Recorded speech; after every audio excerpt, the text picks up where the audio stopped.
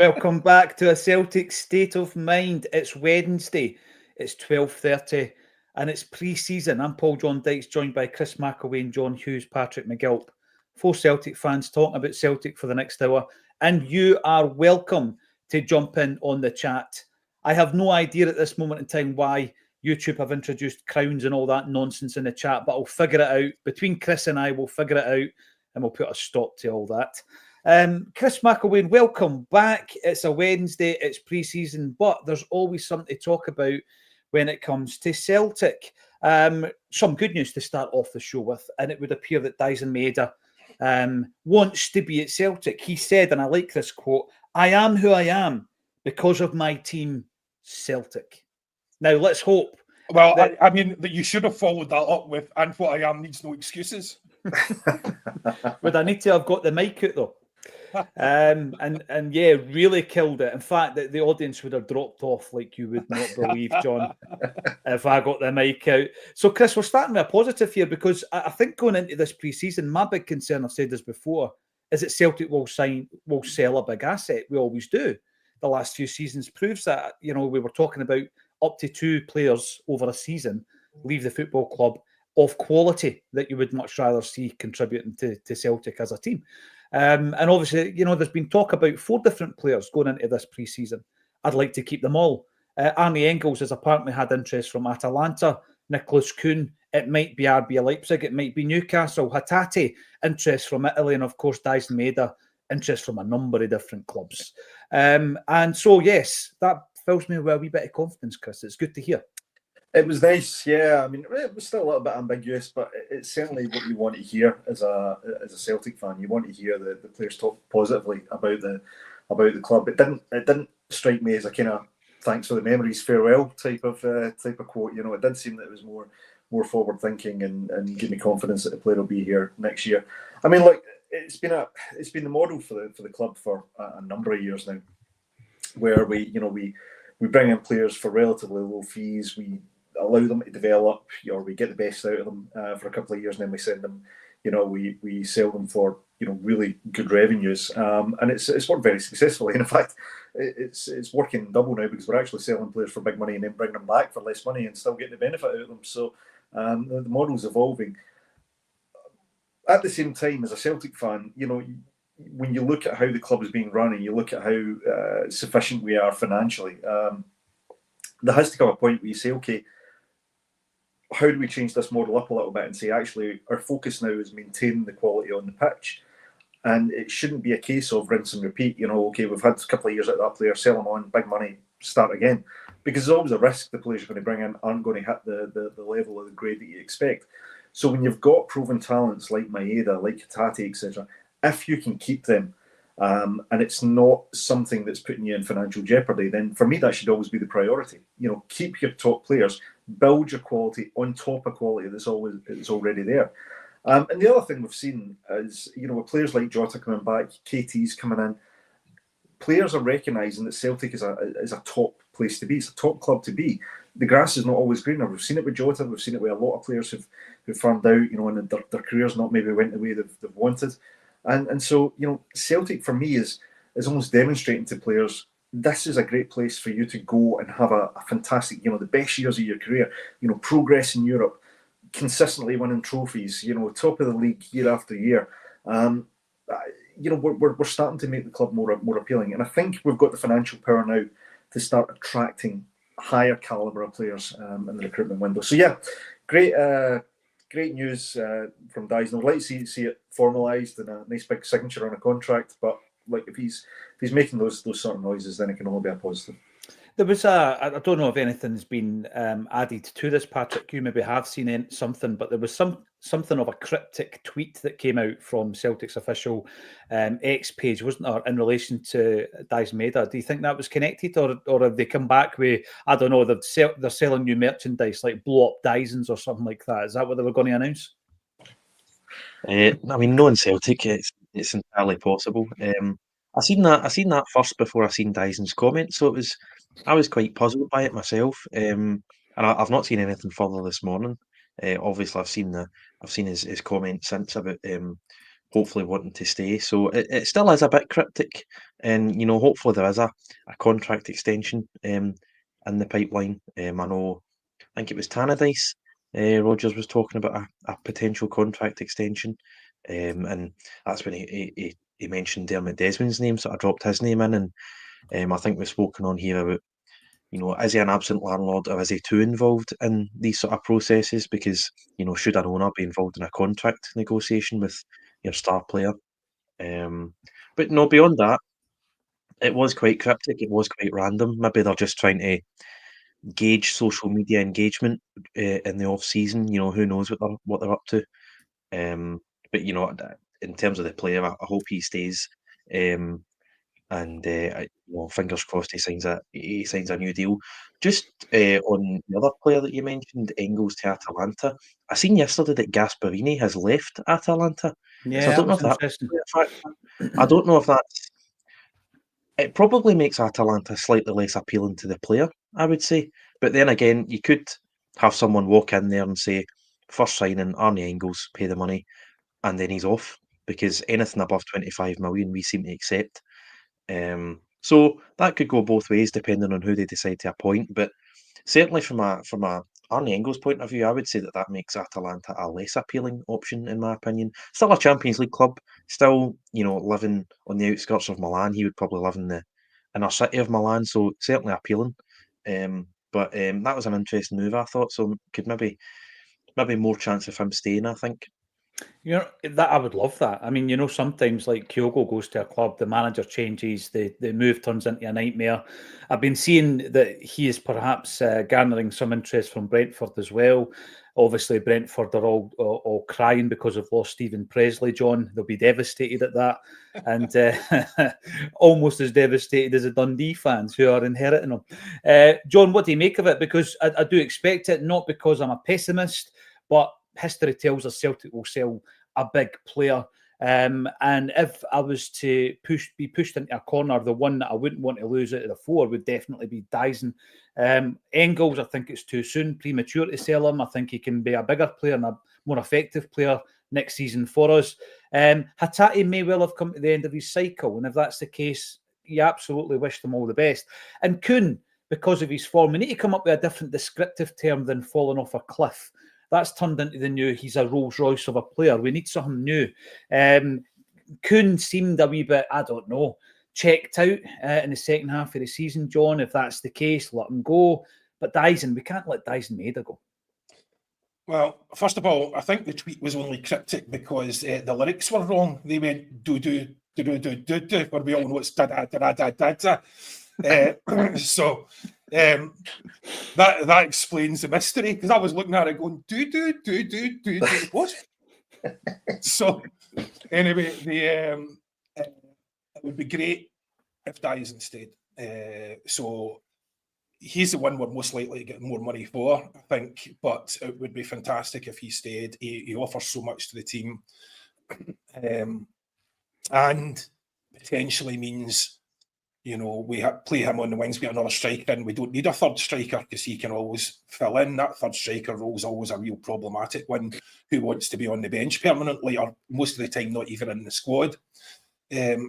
So in terms of Hatate, the problem is with Hatate, I think he wants to move. I think that's fairly clear, but I also think he's absolutely crucial for us, because unless we can replicate that creativity, we've seen what happened when he was out in the last couple of games. There was nothing there.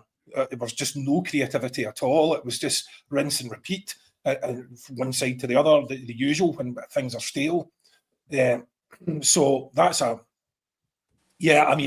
think he'll probably go. I don't think we'll get the money for him you'd want.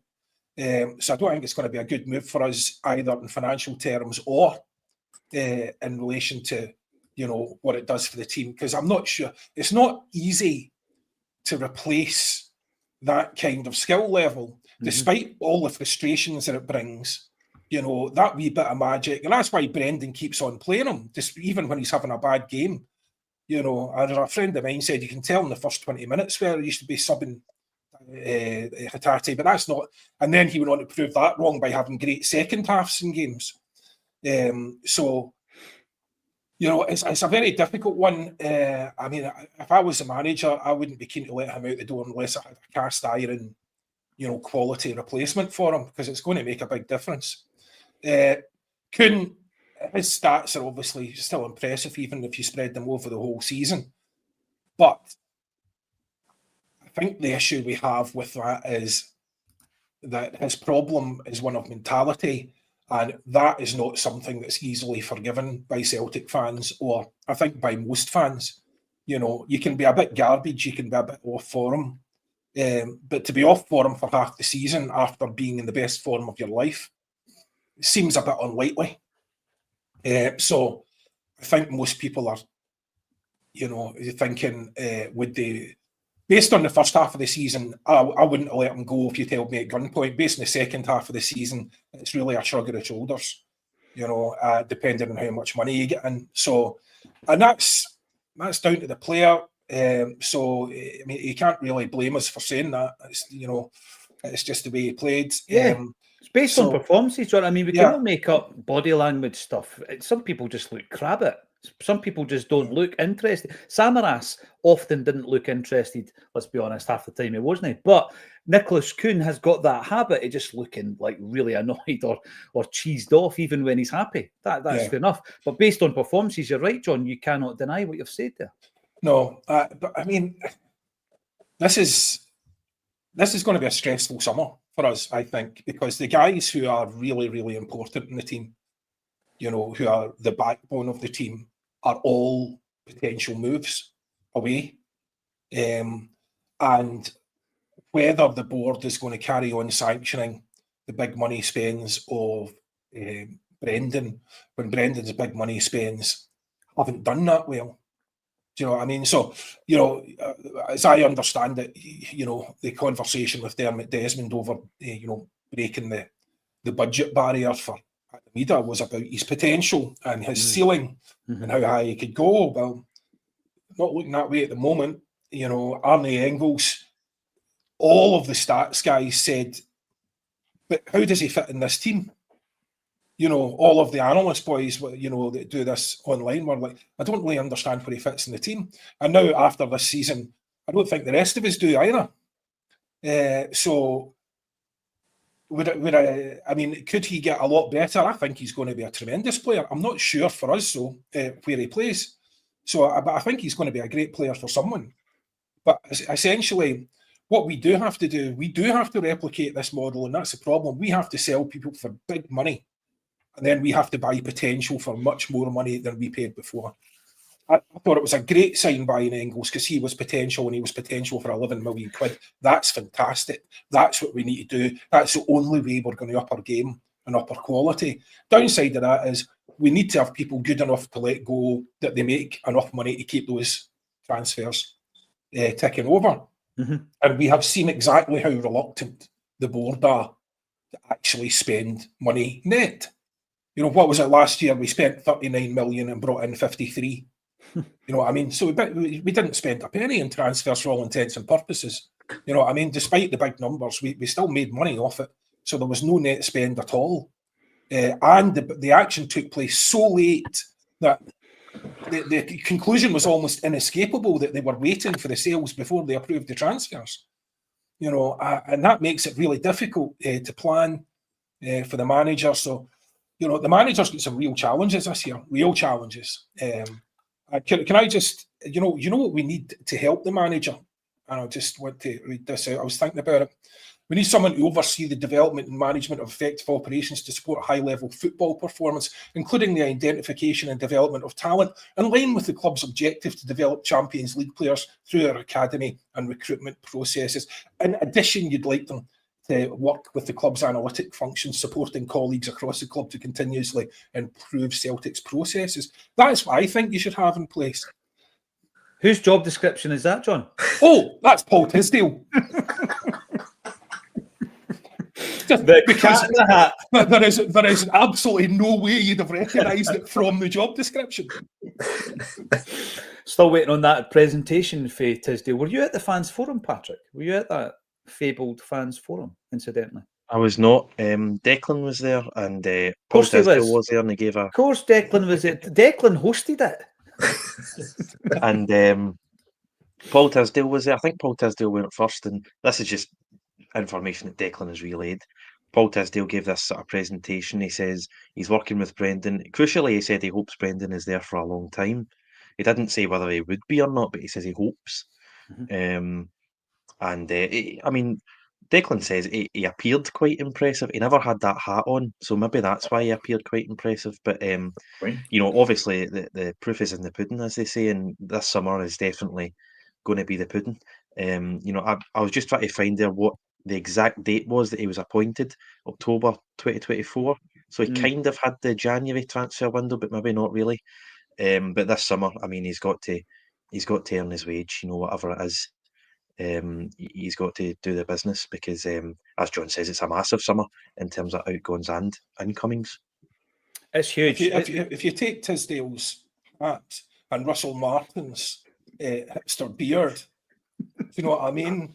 They could be one conglomerate, you know, someone living in a wee bourgeois suburb somewhere of Paris with a scarf flouncing round their neck. Yeah. And having a nice wee vegan breakfast. Yeah, riding a unicycle whilst puffing on a pipe. Oh dear me, we have gone on a tangent. But by the way, we'll pull it back. Magnet 67, afternoon Acsom team. The tagline says it all. How next season goes is 100% up to us, and what we do over the summer. Is our board ambitious or not? This is the kind of thing that we ask, and we ask it not because we're entitled, but because we know that if you stand still, you go backwards. And in particular, when other clubs seem to be getting their ducks in line. There was a story yesterday, I think, that Daniel Arzani might be going to Hearts. Now, listen, it's not going to keep me up at night, Chris, but it shows that other clubs are tapping into other markets. People are starting to tap into the data analysis, as well as, if not better than we are. And it's all this, you know, when I look at the competitiveness of Scottish football, everybody says it's a one-horse league, or some even still think it's a two-horse league, and we'll see that next season if that is the case. But I want teams like Aberdeen to build on the success of last season. Yes, the second half wasn't great. They won a trophy, though. Hibs, second half of the season, brilliant. David Gray done really, really well. The board did well to stand by him, build on it. Dundee United, first season back in the Premiership, build on that as well. Hearts, get better, punch at least at your weight, not bottom six. So I look at these developments in Scottish football as a positive, because then Celtic cannot let the margins tighten in any way, shape or form. We've always got to be ahead of the curve. So I think I see it as a challenge, and with any challenge, try harder, get up earlier, train harder, all that kind of stuff. Celtic need to be at the top of our game. We cannot become complacent in this pre-season of all pre-seasons, because the Champions League qualification is vital for us.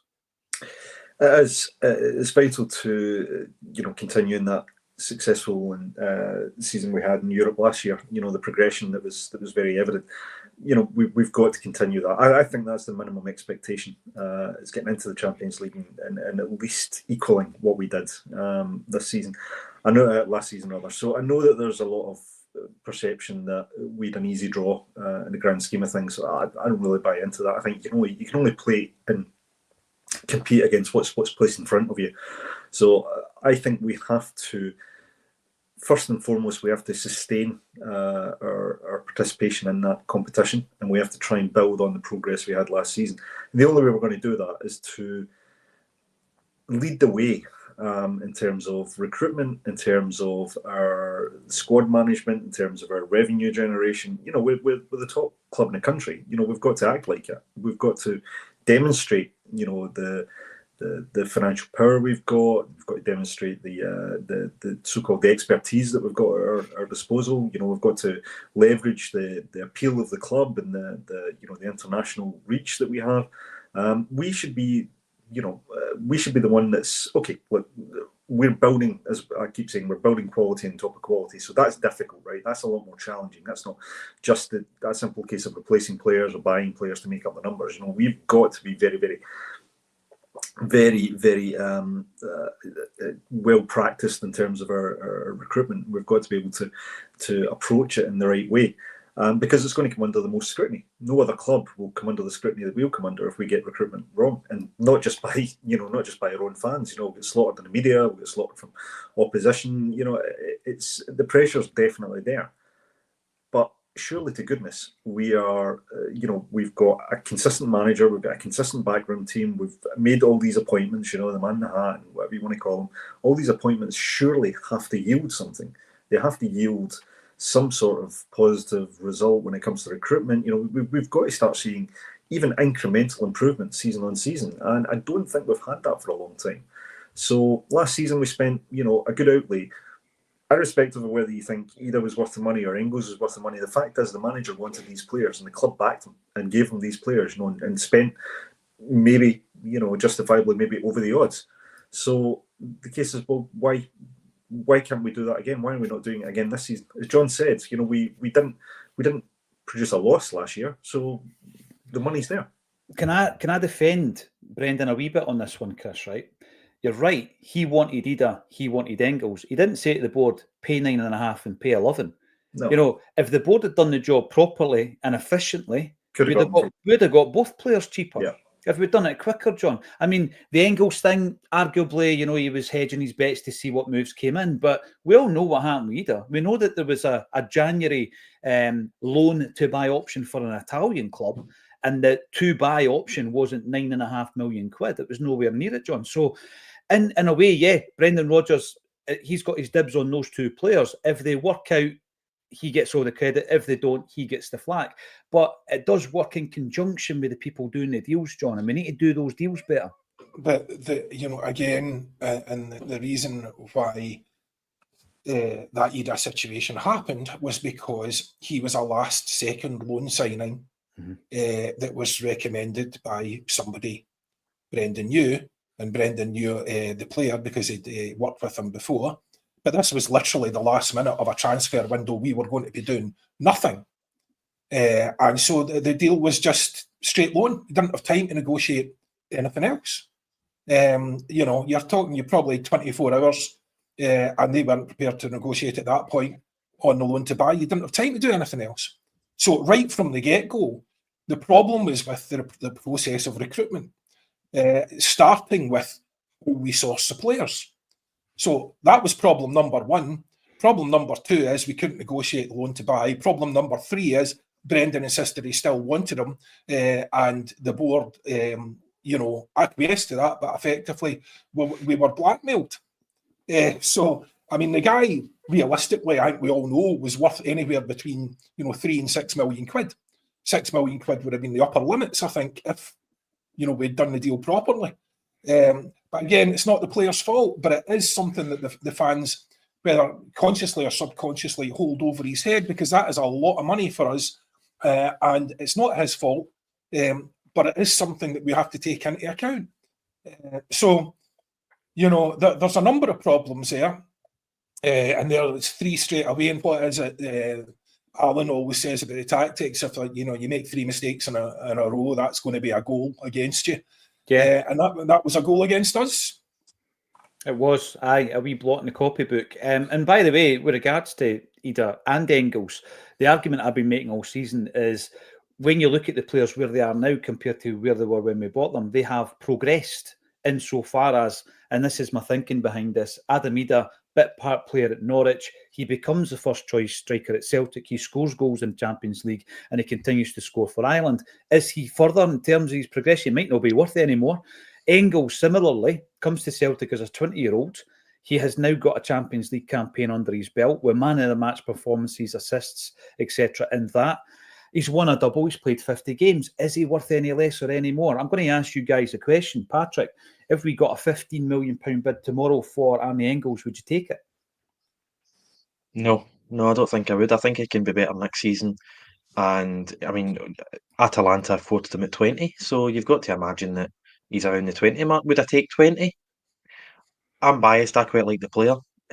So I probably wouldn't. But to double your money after a season, the board would. It's towards that. It's towards that upper limit of what we always accept of the 25 million. So there would certainly be a lot of questions at 20, but I wouldn't accept 15. No. What about yourself, Chris? Because it's one of these discussions that's raged on all season, right? And there seems to be two distinct camps. I'm in the same camp as Patrick. I really do like the player, and I think absolutely he's been inconsistent, and sometimes he's been really poor. I mean, against Rangers, where he was hooked, really poor game. These are the types of games where you want him to actually grab the game by the scruff of the neck and orchestrate it. We might not be playing to his strengths, but at the same time, we can't dismantle the midfield just for one player. Not at this stage, anyway. I'm going to ask you the same question then, Chris. If you could double your money, then I'm up in the stakes. If you could double your money tomorrow, would you take that? God, I wish you hadn't done that, because if you hadn't doubled it, it would be an easier answer. Like what I'd say, just if we take the 15 million equation first, if we were to let him go for 15 million, I think that's almost an acknowledgement by the club that they don't have faith in the player to continue improving. So it would almost be acknowledgement that the signing's been a failure. You sell any player that's brought in for that money after one season for us such a small profit margin, then that's basically saying this hasn't worked out. I think doubling your money, I mean, I agree with you. The board will bite your hand off for that. I don't think you ever see the best from a player in their first season. I really don't. I think that applies to most players.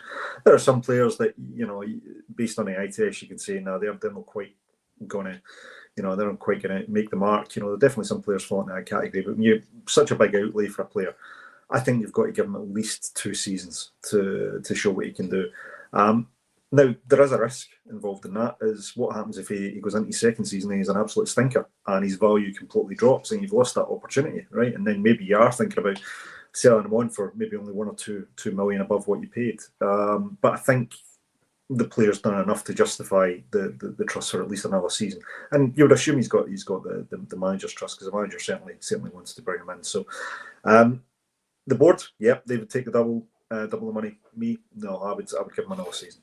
There is a sweet spot. There always is, John, but we're football fans rather than people looking at a spreadsheet and the money side of things, the finances. We trust other people to take care of that. I remember our first time round, there were 3 players that had we sold them at their kind of peak, and when they were wanted, we would have made millions.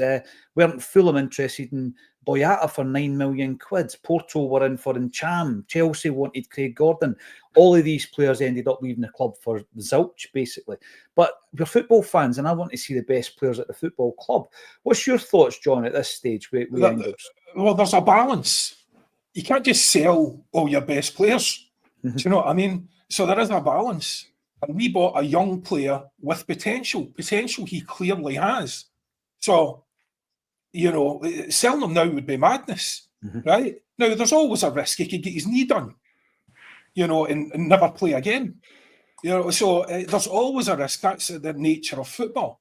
But, in terms of letting him go at this stage, you haven't given him any time to prove himself.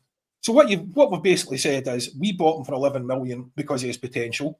He's proven he has potential. Someone wants him for 20 million, and we just let him walk out the door for 20 million, and then try and find someone for 11 million who's going to give us another mediocre season. We want to get at least one, stellar season out of him. Yeah. We want the boy to make his mark in Europe. We want to make his mark, as the main player in that midfield, because someone ultimately has to be taken over from Callum. He's not immortal. And the role he plays is going to have, there's going to be, issues ultimately with him slowing down. He's at that age. He's already, I think, if you look at his stats, slowing down slightly. So, somebody needs to be in there who is a clear successor. Arne Engels is the kind of player, I think, who's good enough that ultimately you could build your midfield around. I think he could be easily as good as Callum, right? He might not be, but there's a player there. But the problem is, and I think this is what the manager's struggling with, is where do you play him? Because you need to have Callum in there. We need to have Hatate for the creativity. So that really restricts where you're playing him. So, and does that suit him? It doesn't seem to suit him. I think a bit more freedom would suit him. Yeah. But we can't really give him that. We might get that if Hatate goes, but then there's going to be the expectation of the creativity. And now he's proven he can play a pass, but that sort of instantaneous, almost not looking up, flicking the ball around the corner that Rio has, I don't think that's something that looks like he's in his bag at the moment. But You know, we can't simply sell a guy like that. It's, you know, I mean, in saying that, if they come in with 25 million, he's a goner. You know, it's for sure. You know, absolutely for sure. So, you know, after that, saying all that, you know, that's pretty much a waste of time, because if someone pays the right money for him, he's definitely gone. But, you know, that means, for me, if we get 25 million for him, what you're looking for is the next guy like him who's worth 15 million. Yeah. You know. Yep. And you're taking the ratchet up. You absolutely are. Thomas Burns is coming in on the YouTube. Celtic won't buy Fitzgarden. Well, it's always the worry, isn't it, of a player who has been kind of linked to us for about 4 transfer windows now, I think, Thomas. But thanks for commenting on YouTube. If you are on the YouTube channel, give us a thumbs up. There is a way, apparently, to remove these crowns that are appearing on the chat, Chris. I don't know if you know what I'm talking about here. I know, yeah. I saw them when I was watching the other day, and I think you get something like 25 points every time you comment. So the top one gets a crown, which in a Celtic podcast is a huge no-no. So yeah, I was I need to try and find a way to remove that. I want to change the crown to kneecap style balaclavas. I have that would requested. That would work. Yeah, we'll look at that and see if we can do something. YouTube are looking into that. Francie, it says, hit the U icon at your profile pic, go into settings and choose live chat. Then you can turn off the leaderboard stickers. Thank you, Francie. I can guarantee you it had nothing to do with us. It's a YouTube thing that hopefully you can change. There's no way, says Chaz Mack, that we're getting 25 million for Engels. I think if he has that breakout season that John's talking about, you know, that Matt O'Reilly season, Jota's had one, Maida's just had one, then that is the price you're looking at for a player of his age profile. He's got international recognition as well. Throw that into the mix. He didn't have that when we signed him. Brown Warrior, here we go. These boys are on Acsom to discuss Celtic. No personal grooming or makeup tips. I don't know who that is aimed at, Chris. I really don't. I don't know who it's aimed at. There is one person on the panel today who's got a mirrored bedroom just to do his hair, and it's not me. Bedroom. That's the intelligence that I've been provided with, Chris. I'm only going by that intelligence. My wife's got a lot to answer for, I tell you. Oh, you're just throwing her under a bus. McLaughlin P, 21 goals last season. Kuhn, from a wide area as well, will not be an easy thing to replace. You're absolutely spot on. I want to talk about a few other things. Some great comments coming through. I'm going to work through them as we progress through the 1 hour. George, big hail to you as well. We had people representing Australia at our last gig. We had Australians at our last gig. Well, they were actually Scots who moved over to Australia, but it was great to see them. And Liam Devine says, Maida, new deal would be huge. But if we can't secure Lennon Miller, that'd be a huge red flag. I think that comes down to where the player wants to go in that respect. He's looking at this big, furore around the Italian success of Ferguson, McTominay and Gilmour.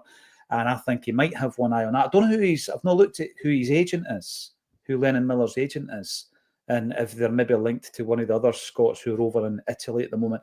But thanks, everybody, for your comments. Keep them coming. Lamine Yamal's dad is a Tim. There you go. There's a discussion point. Who's your favourite celebrity cell? I'm going to ask you first, John.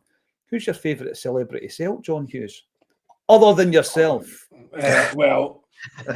For me, he did the foreword to my dad's book, so it has to be Billy Connolly. Oh, brilliant. Absolutely brilliant, yes. And can I just, I'll go back to that point you were making there about the saying hello to the guy from Melbourne. I was listening to the pod on Monday. Is it Jared that was on? Jared, yeah. Yeah, he really changed my mind on Tillio. So he did to me as well. You know, he really made me think about it. Mm-hmm. No, definitely, John. And the thing is, people were in the comments saying, why are we talking about some fella who won't be at the club next season? Because Jared gave you a different angle on it. That's the way. That's why we focused on it. It gave you a completely different angle from the perspective of someone who's kind of watching him week in, week out. And Jared conceded that he doesn't have the confidence that Tilly will come back and be a coon for Celtic, but he does deserve another crack at the whip. And I like yourself, John, I'm now of the view he was on my list of players to move on. I'm now thinking, let's have another look at him. Let's see if he's got more than Yang. Well, we clearly have a winger issue. Yeah, there's going to be some wingers getting moved on, so why not bring him back and let him develop? If he's only going to be playing 20 minutes in a game or 30 minutes in a game and he's not our main man, then is he better than Yang? Because that's what we've got now. And he was quite convincing in saying definitely better than Yang. It will be interesting to see what the future holds. He's been put on a list of players apparently that Brendan Rodgers wants to move on this summer. Baines, obviously the candles are still out for the fact that he's already left. Favourite celebrity sell? Chris McAway, and I'm going to ask you this question. We've got Billy Connolly from John. That's a tough one to be in at the beginning. I'd have probably taken that one as well. But I like Martin Compston. I think he always represents the club quite well, and he's involved in the Tommy Gemmell statue thing as well. So yeah, he's a guy who comes across well. Plus, I like a lot of his acting work as well. So I'll go with Martin Compston. Yeah, that's going to be a popular one. You're talking about the Big Yin. You remember the cartoon strip that Malcolm McCormick used to do? And it was called The Big Yin, and it was Billy Connolly. I was just reading the other day there. I always had, I don't know, I had a notion that Malcolm McCormick was a Celtic fan. I'm not sure why, but all his cartoons, the archive has been gifted by his family to some kind of library space in Ayrshire or something. Unbelievable archive. Malcolm McCormick was an absolute legend, a cartoon legend in Scotland.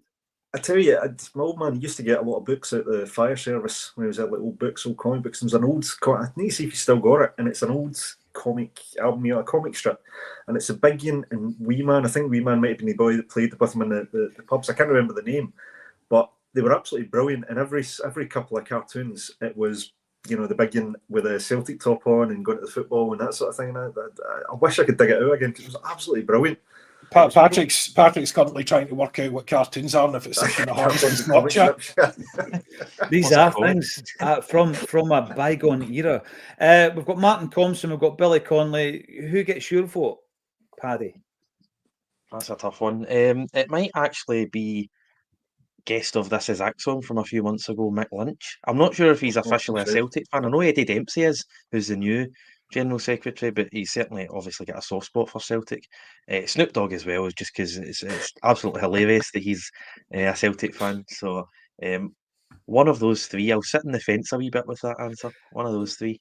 Mick Lynch is a good shout, actually. And although he might not be like a game-going Celtic supporter, he definitely has a Celtic state of mind. And that was the whole process afterwards. People were saying, why on earth are you interviewing this guy? He doesn't support Celtic. But when you watch the interview, you realise that he thinks along a lot of the same kind of political lines as you and I. And the guy I would go for, sadly departed, is Gil Scott-Heron. I love the story behind the fact that his old fella played with Celtic, first black player that represented Celtic, and he suffered terrible abuse, actually racial abuse at the time. Gil Scott-Heron, there's a tremendous picture. Can you remember the towels that you used to get back in the 80s? They were probably absolute shysters from Falkirk Market, right? But there was like the big Celtic crest. You always seen them on holiday. And you know ones I'm talking about, right? Ones, yeah, you used to see them on the beach. They might have been official, I'm not sure, right? You got every team though, Dundee United, Liverpool, you got every single team. And Gil Scott-Heron had been playing a gig, this is the 1980s, playing a gig in Scotland, in Glasgow. And he decides to go for the first time and visit Celtic Park because his old boy played there. And it was shut and he couldn't get in. And it was obviously pre-arranged with some kind of newspaper or photographer, because there's a great picture of Gil Scott-Heron outside Celtic Park. And he's got one of the towels randomly. Instead of a scarf, he's holding one of the towels up. So I love that image. We should really do a T-shirt in homage to Gil Scott-Heron. Let us know in the comment section. I'm not a fan of Gil Heron. I have to say, it cost me money. And it was more to do with the fact that my dad was drunk or asleep. But at Christmas, I didn't know about the Gil Heron story. And there was an English boy at Christmas one year, and he was saying, did you know, and he's right into his music, do you know Gil Heron, the first black player in Scotland and all the rest of it, and played for Celtic? And I was like, no, did he? I don't know that story. He says, no. So we ended up, the bet was £100, but not before I'd phoned my old man, who was already asleep and having partaken of a few sherbets at Christmas. And I was like, do you know what, it was a black player in Scotland, first black player in Scotland, played for Celtic? And he's like, oh, was there? Right? And then went back, lost my £100, phoned him back, and he said, good job you phoned back. I was just thinking, are they talking about Gil Heron? Now, here's a question then. Haven't seen all the images of him when he was at Celtic. His paths crossed with the likes of Neely Mockin. And I know that, guys like Neely and all that, John, in the kind of the later stages of their careers, their career path crossed over with the likes of Bertie. Bertie famously dropped for the 1957 7-1 game, cup final. Did your old man, did his paths cross with Gil Heron when he was at Celtic? No, I don't think so. I think Gil Heron was maybe a wee bit too early, wasn't he? So I think Gil Heron was about 54, something like that. Right, and he's 54, then gone into Lanark. I think he went to Lanark afterwards. So old man signed in 59. Right. So I think they just missed him. Unfortunately for me and my £100. I know. Aye. We'll do a T-shirt and we'll send you a complimentary T-shirt just to make you feel better on that one as well. Loads of great comments coming in. Paddy Lavery, here we go, John. We've got a wee night coming up on the 20th of June. John Hughes is going to be there. Chris, you might be there. You might drive me. All good. All good. Looking forward to Big Sutton coming over in a few weeks. It's the 20th of June. It's been sold out. It's sold out in the week of announcement. Big John's going to be there. And I'm really looking forward to it as well. I've not been in Belfast since last January, which was a good laugh. John, you were there as well. That was a right good laugh, actually. I don't know how much of the actual content you heard on that particular evening, but it was a good laugh. Celtic World Order. I met the guys. This was tremendous, right? So the Alan Stubbs night on Saturday, I spoke to Paddy and Joe for the Celtic World Order podcast. Remember the other week I'll bring this down now. The other week we were talking about the Peter Grant testimonial, and there was a wee guy that ran on the park and he ignored all the Celtic players and went straight to Jurgen Klinsmann, right? And we had a laugh about it. Well, it just so happens that guy is called Paddy Maguire and he's on another Celtic podcast. And I met him on Saturday night. And he's still got the jersey. I love all this kind of stuff, right? I says, were you also the guy that invaded the pitch against AC Milan? No, he wasn't him. So Celtic World Order podcast says, good afternoon, guys. False dawns and Govan again. Big talk. Then a reality check in terms of funds and manager standard. We can't allow such mediocrity to divert our own focus, invest and push on. The way I always look at this is you look at what's happening and then you focus on how that affects Celtic. And that's what we always do here. And that's why the tagline today, it's all about Celtic. False platitudes when it comes to placing a huge amount of importance on being the world's most successful club. I don't know if all the decal has been painted over or removed from the walls. And then shifting that, John, and thinking that the most important thing is we're Scotland's most rich club. Right. And it's just like, what does all that mean if you win nothing? Right. So obviously the information in relation to this has been drip fed over a period of months. And a lot of people have been suggesting that they're going to do this, they're going to do that. We're starting to get it right down to the nuts and bolts of it, John, as to what this actually looks like. I found it interesting.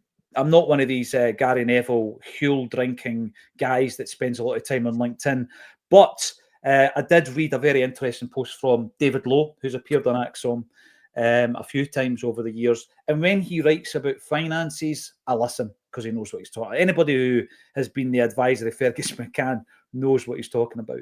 And he was talking about this flip. It's not just a change in name, it's a change in status, John, and how that affects a football club. And it's something you were talking about as well.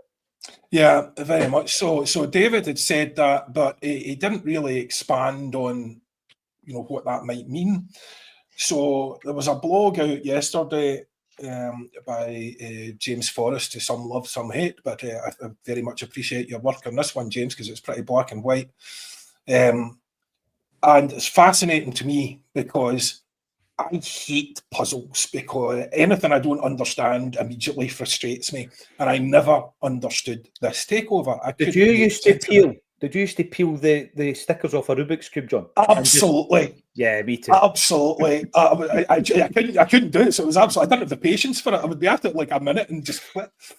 But I just, even until this became apparent, what we're about to talk about here, and apologies, this is sort of a wee bit Rangers, but it also applies to us. And imagine this happened to us, so be very careful what you wish for in terms of Dermot Desmond. This could easily happen to us if we lose someone like Desmond. So it didn't make any sense to me, but now it does. Now it makes perfect sense to me because it didn't make any sense to me based on playing by the rules. And these boys are not playing by the rules. They're going to write their own rules, and that's how they're going to be making money from this. So the first thing they're doing is changing to a limited company. We knew that. That's fine. That makes it far, far less transparent. But the issue here is in this EGM that's coming up, that for the £20 million share issue, which in itself is an issue for me, because you've just binned all the guys who usually buy the shares. So, and Rangers have done share issues before that weren't taken up in full. But anyway, let's say they get their share issue. That's not what this AGM is all about. What it's about is cover for changing the Articles of Association. Now, bear with me here, because it does become apparent. So the Articles of Association give all the power to majority shareholder, which is this group. And the majority shareholder is Rangers FC LLC, a limited liability company based in Delaware. It is completely opaque. It has been fronted by Kavanagh. We know the 49ers as an investor. This is not a 49ers takeover, by the way. They're an investor. They put their name on the Leeds one. They don't have their name anywhere near this. It's just there are one of an unknown number of investors within this LLC. We're not supposed to know who they are, and we want to know who they are. So that is a major point there. It's a Kavanagh deal. It's not their deal. We don't know who put up the money. We don't know who has the controlling interest in that LLC. We don't know if the money is borrowed and what will be required in return for that money. So the articles give them carte blanche with no challenge, no transparency, and no accountability. So that completely changes the game, because the directors can enter into commercial arrangements with the club with no scrutiny, and they just need the other directors to agree. Mm-hmm. So the directors can effectively provide services for commercial property management, consultancy, it doesn't matter what it is, but they can also create companies for security or whatever you want. And, Rangers' operational budget was £110 million last year. So imagine the chunk of that that's not the football team and how much money there is up for grabs. And it is without scrutiny. None specifically, the other shareholders are specifically forbidden from seeing the books, right? So nobody can scrutinise what's happening here behind the scenes. There's no independent assessment that anything's good value. The directors can also be paid directly, and not even through companies. They can be paid directly for things like consultancy fees and all the rest of it. So that is massive. But also, and this is where it gets really interesting, that in alone is a staggering deviation from traditional corporate governance standards. But basically then to these guys, for all those thinking, they're going to plough money in, it's going to be almost irrelevant what the performance on the pitch is, as long as they can extract money that way.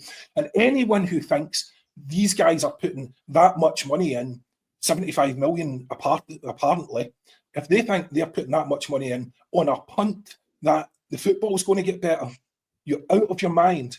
Nobody does that on these guys. They are going to strip this place. There's going to be no accountability. Now, let's assume, here's the worst case scenario for the likes of the Rangers supporters. Let us assume that these guys are not benevolent. They are not just boys that are in there to hand out, and they are venture capitalists. So they might not do this next thing, but they can do on day one. So they've borrowed 75 million through that LLC to gain control, right? They can immediately, under those Articles of Association, transfer that balance to the books of Rangers. They can transfer the balance onto the books. So they've basically bought the club for nothing. Now, how is that going to work? Because that debt won't be sustainable. Well, let's say they sell the Ibrox back to themselves for a nominal fee, but they sell it to the directors, the guys that have invested, and then the company has to rent it back at an exorbitant rate. It doesn't matter if Rangers survive. If Rangers survive a few years, it'll be more than enough for these guys, and they'll also exit the deal owning the biggest asset, which is the stadium, right? So for all those hoping that this is going to be them pumping money in, the opposite is also true. These guys are giving themselves carte blanche to strip Rangers down to its bones, right? And nobody can stop them, right? Because that's basically what it says. The other shareholders can't stop them. The fans can't stop them. They will be able to do whatever they want, and you wouldn't even be able to see most of it until it's way too late. Way too late. Because the books aren't there to be analysed anymore. They don't have to make announcements to the stock market, anything like that. Don't have to do anything like that. So now it makes sense to me, because let's assume they want to let it go. They don't do the last thing. They don't, and they don't burden the club all the debt and all the rest of it. I don't know why they wouldn't do that, because it really doesn't matter. If Rangers are alive, these guys will be stripping them for all the services, everything on the operational costs, plus what they'll be charging themselves. So they'll be making millions and millions and millions and millions every year, right? So if Rangers survive 4, 5, 6 years, it doesn't matter to these guys, realistically, how they're doing on the pitch, as long as they're not collapsing. Mediocre will be perfectly fine. Perfectly fine. And as I say, the exit potentially is Rangers, the Rangers company is sold, and that company then has to constantly keep renting the Ibrox from these guys, and they exit with everything that's worth a quid or two. It is a massive risk. If that was happening to us, I would be terrified. You opened it up talking about being careful what you wish for, John, and this is always a thing, because we are critical. We're critical of the people that run our football club. But there is one thing, and I do think it's important to point out, there is one thing that we can't deny, regardless of whether or not you love or loathe them. There's an emotional attachment there, Patrick. And that is important, even in business. That is really, really important when it comes to a football club. It seems the way that John has explained this, there is a cold, hard business approach to what's happening over the other side of the city, and there is no emotional attachment. It's all about the money. It's all about financial gains. And the thing with that as well, Patrick, and again, John has already qualified this is about Celtic, because it could be us next. We're talking about trying to get out of Scottish football, the big instantly what happens is the media and the fan base, Patrick, just get excited about the big money that's getting ploughed in, and they're going to buy this player and appoint that manager. Nobody wants to look at the finer details, Patrick. But when you get to the nuts and bolts of it, it's not really as simple as that. I don't know if the penny will drop elsewhere, because there's been so many false dawns, as the Celtic World Order guys say there. But it really is a cautionary tale for fans of a club that really is extremely well run, and that is Celtic, Patrick. I mean, we can't deny that. I don't think we ever do. No, absolutely not. And John makes the excellent point. If this was us, you would be terrified, and the only way to analyse this is to put Celtic in that situation and have an honest and frank look at things. I mean, you said there, we're down to the nuts and bolts now, and we've seen these stories before. I mean, only 14 years ago, Rangers were bought by a Motherwell-born billionaire with offshore wealth, and obviously the Scottish press, similar to, I suspect, what they're doing just now, didn't really look into the detail and were just too busy talking it up to really give any sort of substantiation. I mean, John's right, there's absolutely no information about how many people are in that LLC. If you go onto the sort of Rangers investment page that they have, it's Andrew Kavanagh, 49ers Enterprises, and others. So there are definitely others in that, but you have no idea who they are. I mean, there is an element of excitement, and you can understand why Rangers fans would be excited after 14 years of hell. There are two very rich parties have decided to take them over. But, when you do look into the nuts and bolts, I mean, you referenced David Lowe's LinkedIn post, I think, with the new consortium underwriting the new share issue, it would give them 58%. And as he's spoke about with Celtic shares, that doesn't include for untraced shares. There's obviously quite a lot of Celtic ones. I'm sure there's quite a few Rangers ones. These guys have complete control, as John said, over that football club. And you've also mentioned there, John, it's now a private limited company instead of a publicly limited company. So there's no necessity for AGMs. I think it was JB Love Celtic on Twitter posted that yesterday. So I think they've got an AGM in a few weeks, Rangers fans. But I mean, that could be the last one for a while. That will be the last one. Aye, until they decide to change it back to a PLC or sell it on. And also, I mean, at first it was the 49ers, but it really is Andrew Kavanagh that seems to be fronting this. And I don't know if any of yous have tried, but there's very little about Andrew Kavanagh online. I can't find a single detail. I found it quite difficult to get his age, actually, apart from his links to Pareto and health insurance. American health insurance, famous for their benevolence. Yes, I was I'm just sure going a to say, lot of Patrick, take the words out of my mouth. Famously Yeah. benevolent. Those guys are always going to be really, really lovable. That's why one of them was gunned down not so long ago. But anyway. Yes, famous for their generosity, American health share companies. And then just look at, I mean, what they've done. So the accounts as well. Sorry, one other thing. They don't need to publish their accounts until 9 months after instead of 6 months after. I mean, Celtic normally do it about September time, which is say 3.5 months. So I mean, there's not a lot of. Patrick, I mean, I've had limited companies.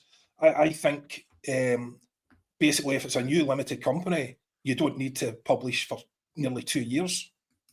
Wow. So we won't really get the full transparency of this possibly for 2 years, 18 months, 2 years. And then just in terms of like what they've done and what they're doing, I mean, Patrick Stewart, the CEO, he was sort of, I assume, brought in to facilitate this. Man United, famously a well-run club, that was the club he was at previously. And then the two guys that they brought in, I think, a couple of days ago, both of them from Everton, another really well-run club. And then the favourite, Russell Martin, for the manager's job. Obviously done extremely well at Southampton last season as well. So really, really top guys that they're bringing in. If it was between Russell Martin and David Ancelotti, I think Russell Martin, not to sort of bog down to wages, but I think he would have been the cheaper option as well. I mean, by all accounts, he played an attractive style of football in the Championship, but this is not a successful manager. This is not the slam dunk that we were told about in late February when this news all broke. So there's a lot of real risks for Rangers fans. If this was Celtic, what John and what everyone else has highlighted over the last few days, you'd be absolutely terrified. I mean, it really is asset stripping. That's what it is. I mean, the papers were so keen to tell us how serious businessmen these Americans were that were coming in. But then, of course, when you mention asset stripping, that doesn't fit the narrative. But that is. I didn't know that until John brought that up, but that's a very real possibility. And if these guys are in it for the money, then you can absolutely see that happening. We're talking constantly, Chris, about the need to further engage with your fan base. The football club is all about the fans. But they're entering a realm where the likelihood of the fans actually engaging at any kind of level is getting snuffed out. And as Patrick says, if that was your football club, I would be thinking that you're losing it. You're actually losing the soul of what the football club is. But desperate times lead to desperate measures, don't they? He's silent. He put it on silent because he's Doug, who I have renamed Juice Valharan, was barking in the background. No, it wasn't. It was my dog. Oh, was it yours? Yeah. We'll call him as well, which is the reason I was on mute. So did John's dog start it and then yours joined in? There was a chorus. It was because Patrick was talking about Snoop earlier. Right. That's exactly it. No, listen, my view on this is, pretty simplistic. If it looks too good to be true, there's a good chance that it probably is, right? And I think that's the urging of caution I would send across to any Rangers fans. And look, I'll happily beat Rangers on the park all day, every day, every competition, no issues. That's where, as far as my rivalry goes. I don't really have a great interest in what's going on at the club outside of that. I'm more interested in how we respond or how we react. But I think when you look at the history, the recent history of this club, from 2012 and everything that they've gone through, and then you look at some of the clubs that Patrick referenced there, Man United, Everton, clubs that have come under this sort of ownership. And look, it's not point scoring here, but as a supporter and as someone who's also very passionate about Scottish football in general, the lack of transparency around this is quite alarming. And I think, when you do relate it to your own club and you think about, well, could we be in that situation at some point? We saw the situation we were in through mismanagement in the 90s. for me, I would be very, very hesitant to, be banging the drum on this, because there are too many unanswered questions right now. And listen, look, from a completely objective point of view, if you're Rangers fans, be excited. No problem. That you're absolutely entitled to do so, and no issue there. Fair play, and good luck to you. But ultimately, I would be concerned about the nature of this. I think John makes a really good point. If something doesn't make sense, you've got to try and ascertain why something is happening. If it doesn't make sense on the surface, and a lot of people say don't look a gift to a horse in the mouth and that kind of thing, but it has to make sense on a financial level, on a business level, on a return on investment level, all those kind of things. So I look, as I say, I've got no skin in the game when it comes to Rangers. I just want to put a better team out on the park than them every week. But ultimately, I don't want to see anything that damages Scottish football. And if this does that, then I think it deserves to come under a bit of scrutiny. So I'm sure somebody made a really good point in the comments earlier. I apologise, I forget who it was, but they said, there'll be certain Rangers forums and things which will clip this, this show or parts of this show, probably John and Patrick talking. And they'll look, they're talking about us again. They're obsessed. Well, we're not. It's a big talking point in Scottish football. We're trying to break it down, and we're trying to break it down from a factual, and as objective a stance as we can.